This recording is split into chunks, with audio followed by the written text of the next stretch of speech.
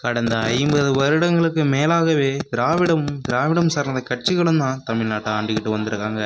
நாம் இந்த ஒரு காணொலியில் திராவிடத்தால் தமிழர்கள் வாழ்ந்தார்களா இல்லைனா வீழ்ந்தார்களா அப்படின்ற மொத்த தொகுப்பையும் பாகமாக பார்க்க போகிறோம். இது போன்ற தகவல்களை உடனுக்குடனே தெரிஞ்சுக்கணுன்னா வீரா ஸ்டோரி சேனலை சப்ஸ்கிரைப் செஞ்சுக்கோங்க. இந்தியாவுக்கு ஆரியர்கள் வர்றதுக்கு முன்னாடியே அங்கு பரவி வாழ்ந்தது தமிழர்கள் தான்.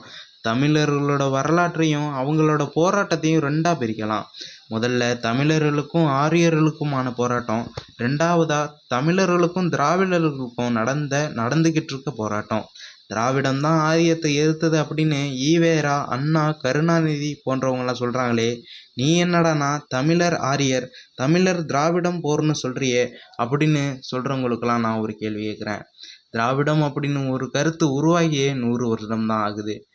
ஆனால் அதுக்கு முன்னாடியே ஆரியத்தை எதிர்த்தது தமிழர்கள் தான். வெறும் 100 ஆண்டுகள் மட்டுமே ஆரியத்தை எதிர்த்த திராவிடம் பெரியதா, இல்லைனா 3400 ஆண்டுகள் ஆரியத்தை எதிர்த்த தமிழர்கள் பெரியவங்களா அப்படின்னு நீங்களே உங்களுக்குள்ளே கேட்டு தெரிஞ்சுக்கோங்க.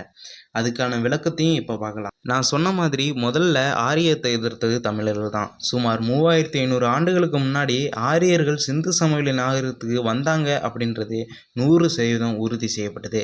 இந்த ஒரு செய்தியை போன காணொலியிலே, அதாவது ஆரிய திருட்டு தொடரிலே பார்த்துருப்போம். அப்படி ஆரியர்கள் சிந்து சமவெளி நாகரிகத்துக்கு வர்றதுக்கு முன்னாடி அங்கே வாழ்ந்தது தமிழர்கள் தான். அதற்கான பல சான்றுகளும் இருக்குது. உதாரணமாக சிந்து சமவெளியின் ராக்கி காரில் கிடைச்ச மரபணு தமிழ்நாட்டில் உள்ள இருளர் பழங்குடியின மக்களோட மட்டும்தான் ஒத்துப்போகுது.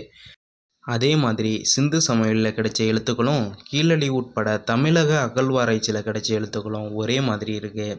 அது மட்டும் இல்லாமல் சிந்து சமவெளியில் ஏறு தழுவுதல், அதாவது ஜல்லிக்கட்டு நடந்தது மாதிரியான சின்னங்களும் கிடைச்சிருக்கு. அதே மாதிரி டாக்டர் மதிவாணன் அப்படின்ற ஒரு சிந்து சமவெளி எழுத்துக்களை ஆராய்ச்சி செஞ்சு சில வார்த்தைகளையும் வெளியிட்டிருக்காரு. அப்படி வெளியிட்ட வார்த்தைகள் தான் இது: அவ்வன், அண்ணன், அப்பு, அட்டன், அதியன், சாணன், அவ்வன், நன்னன், அந்தணன்,